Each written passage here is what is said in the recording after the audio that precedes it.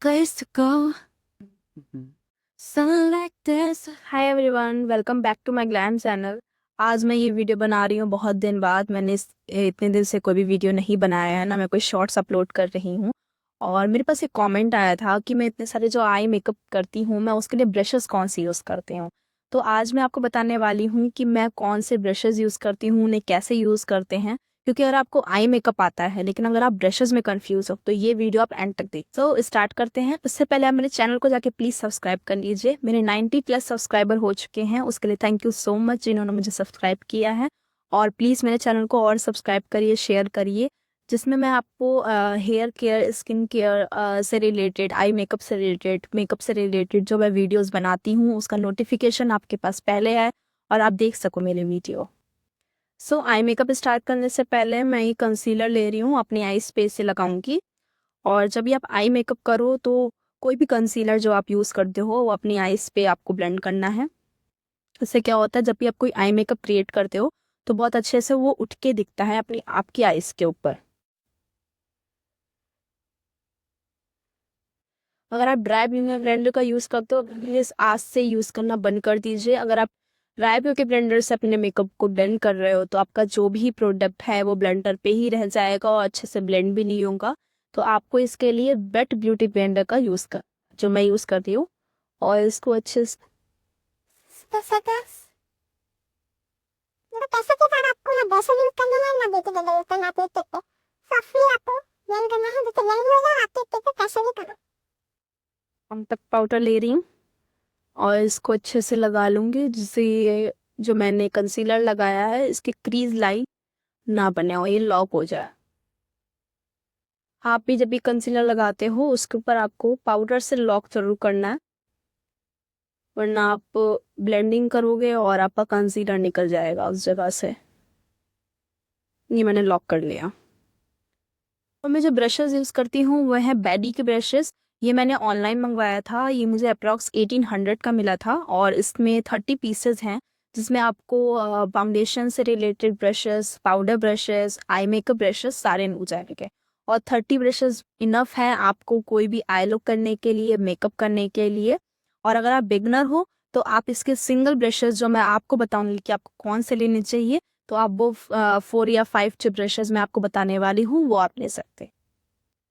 तो ये कुछ ब्रशेस हैं जो मैं यूज़ करती हूँ जब मैं आई मेकअप करती हूँ। तो एक एक करके बताती हूँ कि इन ब्रशेस को मैं कैसे यूज़ करती हूँ।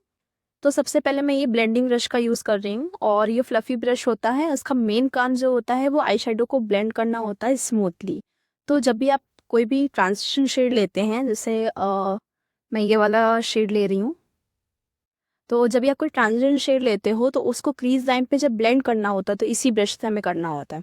तो जब भी आप आई शेडो लगाओ सबसे पहले ब्रश पे शेड को लेने के बाद इस तरीके से डस्ट ऑफ कर लो कि एक्सेस शेड हमारे हाथ में नहीं होना चाहिए। इससे बहुत ज़्यादा क्या होता है, क्रीज बहुत ज़्यादा आ जाती है, तो हमें ज़्यादा ज़्यादा शेड, ज़्यादा कलर नहीं लेना है। ब्लेंड करूँगी, इसको सर्कुलर मोशन में ब्लेंड करना है, लाइक इस तरीके से सर्कुलर मोशन में ब्लेंड करना है और इसको आगे की तरफ लेके जाना है। और ये ब्रश इतना सॉफ्ट होता है कि ये आपके आईज पे चुभेगा ही नहीं। क्योंकि जब भी आप कोई लोकल ब्रश लेते हो तो वो मोस्टली आपकी आईज पे चुभता ही है। लोकल ब्रश जो होते हैं वो आपकी आईज पे चुभेंगे ही। तो आप इस तरीके के ब्रश पे इन्वेस्ट करो, क्योंकि अगर आपकी सेंसिटिव स्किन है ना और अगर आपने ब्रशेज ऐसे ही कोई ले लिए जो आपकी स्किन पे इफेक्ट डालता है तो आपको बहुत जल्दी रैशेस वगैरह हो सकते हैं। कैमरे को मैंने जूम किया है और अब आप देख सकते हो कितने अच्छे से ब्लेंड हो गया ये वाला शेड। तो सेकेंड ब्रश है स्मज ब्रश। जब हम आउटर कॉर्नर पे कलर को ब्लेंड करते हैं तो आप अगर इस वाली ब्रश से ब्लेंडिंग करोगे तो क्रीज लाइन के ऊपर शेड चला जाएगा। वही आप इस वाले ब्रश को यूज़ करोगे, ये स्मजिंग ब्रश है, तो ये आपके क्रीज लाइन के नीचे ही शेड रहेगा और इससे अच्छे से स्मज हो जाएगा आपका शेड। तो आप दो ब्रश होते हैं ये वाला जो है वो ट्रांजिशन शेड के लिए है और ये वाला है आउटर कॉर्नर पे अगर आप कोई डार्क शेड को स्मच करते हो तो उसके लिए। सो मैं एक डार्क शेड ले रही हूँ ये वाला, और शेड लेने के बाद आपको डस्ट ऑफ करना है।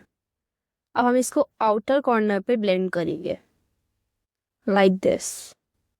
कलर हमारा ऊपर नहीं जाएगा, हमें यहीं पे सर्कुलर मोशन में ब्लेंड करना है, जिस तरीके से आप देख सकते हो मैं कर रही हूँ।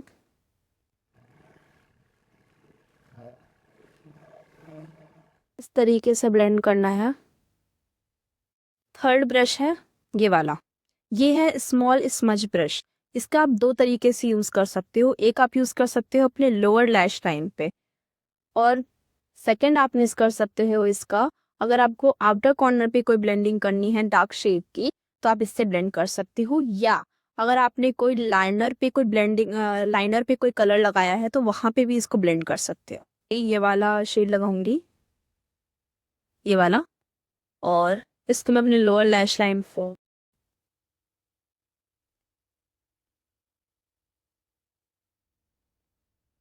We gotta keep it low key.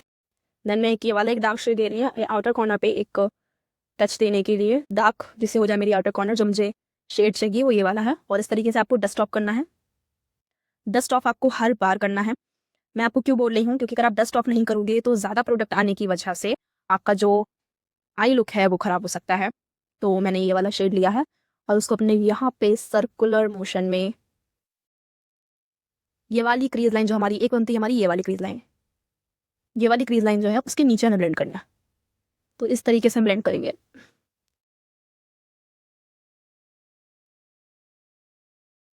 अगर आप ब्लैक कलर लेते हो अपने आउटर कॉर्नर के लिए, जिससे आपका जो आई लुक है वो आपको डार्क लगे, तो भी आप ले सकते हो।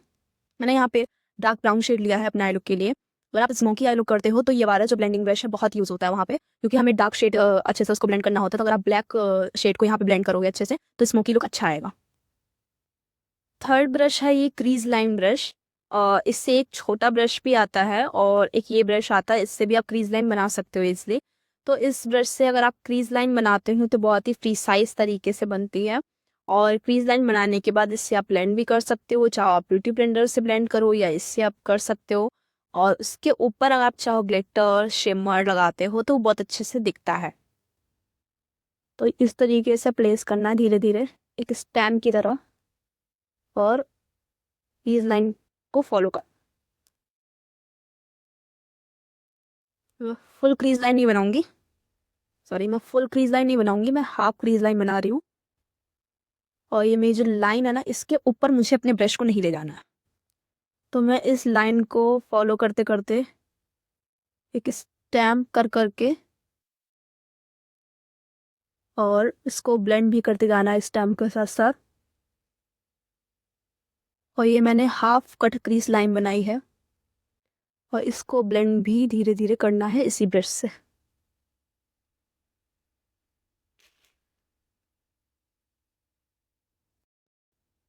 मैं ये वाला शिमर ले रही हूँ, ये वाला, और इसको जहाँ पे मैंने कंसीलर लगाया है वहीं पे मैं इसको लगाऊंगी। जहाँ पे भी मैंने कंसीलर लगाया इसी फिंगर की हेल्प से मैं इसको अच्छे से लगा दूंगी। थोड़ा सा मैंने और लिया है और इसको अच्छे से लगा दिया मैंने। ये लगाने के बाद आप चाहो तो जो स्मॉल ब्रश हमने यूज़ किया था उसी से अच्छे से इसको ब्लेंड कर दो, जिससे कोई ये जो हार्श लाइन आ रही है ना, ये नहीं दिखनी चाहिए आपके में आई मेकअप में। इसको हमें नहीं दिखाना। ये ब्लेंडिंग दिखनी चाहिए कि आपने ब्लेंड किया है। तो ये जो हो सकता है ना, अच्छे ब्रश से ही हो सकता है। ये इस तरीके से शिमर लग चुका है और ये कितनी अच्छी आईज लग रही हैं। ये दो ब्रशेस अब यूज़ करते हैं हम लाइनर के लिए। एक ये एंगलेट ब्रश होता है, इससे एक विंग लाइनर अच्छे से क्रिएट हो जाता है और इससे आप ब्राउज को फिल कर सकते हो। और ये वाला जो ब्रश है, इससे आप लाइनर लगा सकते हो और एक विंग क्रिएट कर सकते हो। चाहो आप इससे करो, आप इससे भी कर सकते हो। तो मैं इससे करके दिखाऊंगी कि अगर आप लाइनर लगाओ तो इससे कैसे लगाना है, और आप विंग इससे बना सकते हो। इससे बहुत अच्छे से एक शार्प लाइन बनती है, जिससे आपका लाइनर बहुत ही अच्छा लगता है। और इसके लिए मैं यूज़ कर रही हूँ लाइनर के लिए ये जेल लाइनर यूज़ कर रही हूँ। ये मार्स का जेल लाइनर है, इसका यूज़ करूँगी मैं लाइनर लगाने के लिए।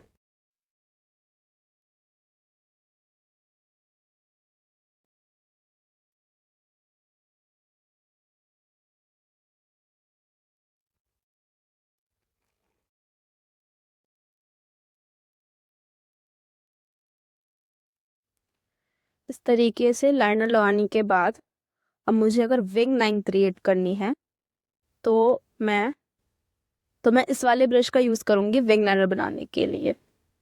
क्योंकि आप इससे विंग लाइनर कैसे बना सकते हो, तो अपने आईज को डाउन रखना है और जितना आपको विंग बनाना है ना वहीं पे इसको ऐसे करके नीचे की तरफ खींचते हैं इस तरीके से।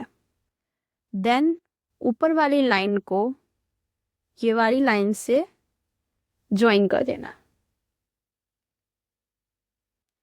देन इस गैप को फिल करना है इसी ब्रश से।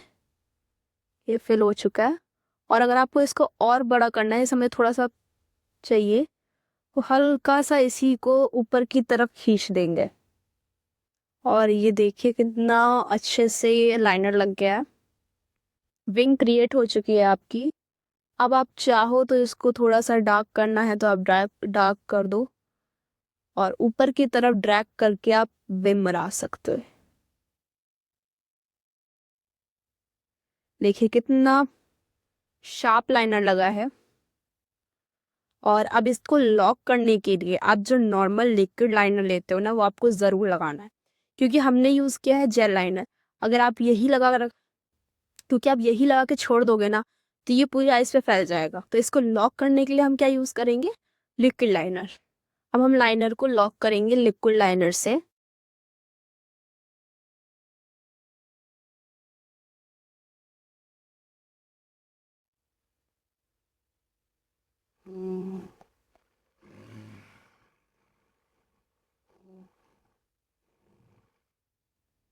सो मैंने आपको ये तो बता दिया कि आपको कौन सा ब्रश कब यूज़ करना है, लेकिन अगर आप अपने ब्रशेस क्लीन नहीं रखेंगे तो आपका जो आई मेकअप फ्लॉलेस नहीं बनेगा।